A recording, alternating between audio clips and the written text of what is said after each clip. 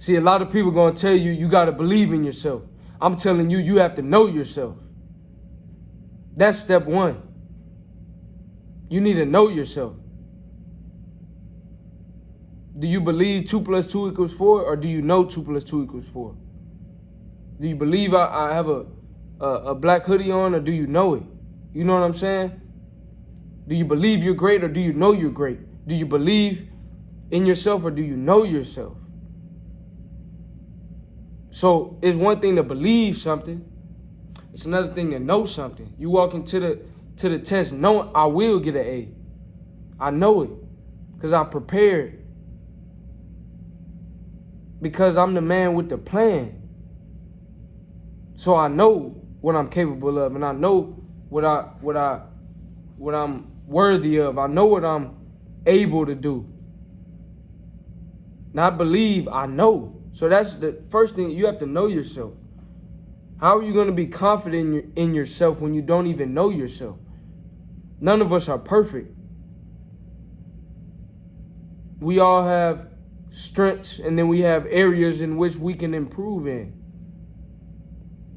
But once you know yourself, you know where you're strong.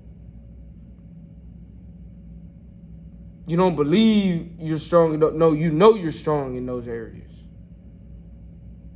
So you have to know yourself. And how do you get to know yourself? Same way you get to know other people. How am I get to know somebody, a stranger? How am I get to know a stranger if I never spend time with that stranger? If I never ask questions? If I never, you know what I mean? Try to make a connection past just the surface level. So when I say, do you know yourself? I'm not speaking on the surface level. I'm speaking, do you know yourself in a comprehensive, deep nature? Right?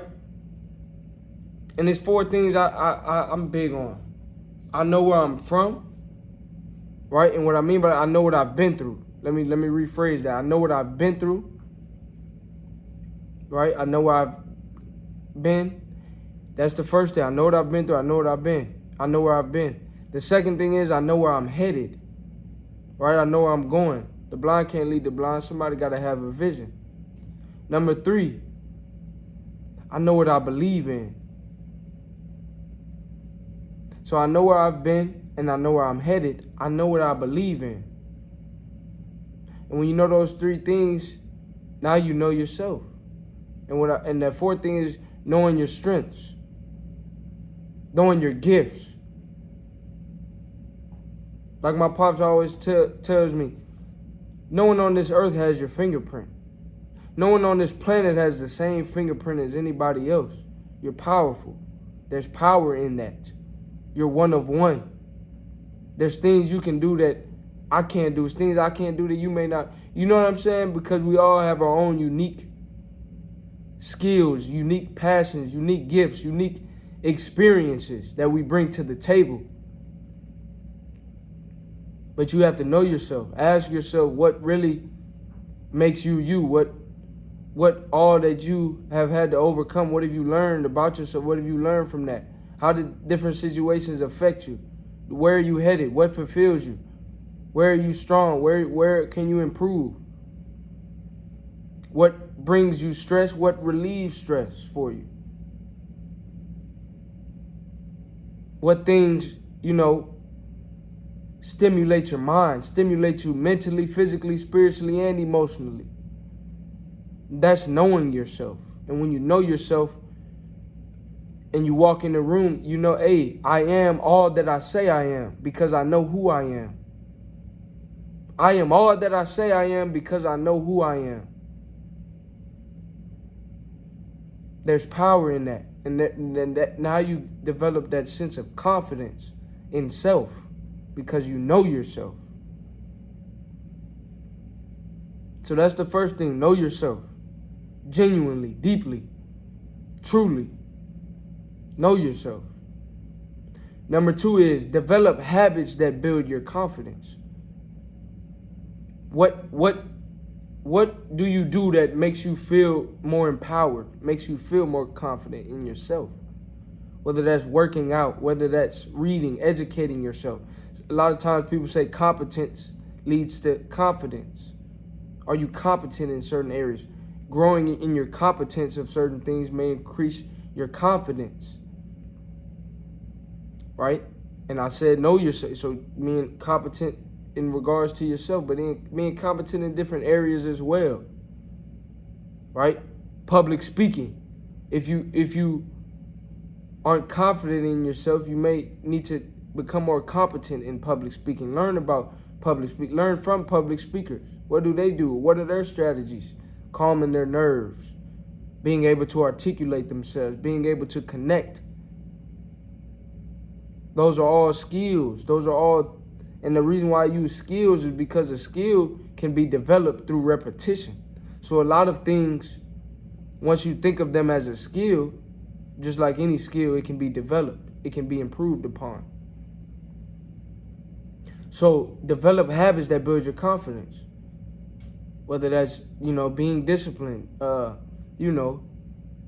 completing difficult tasks, doing, living on the edge of your comfort zone and always growing, that may build your confidence, right?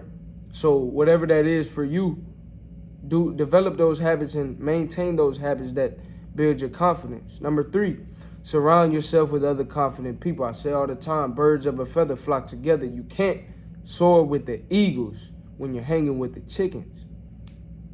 How can I increase in confidence when I'm hanging around people who aren't self-confident, who have low self-esteem?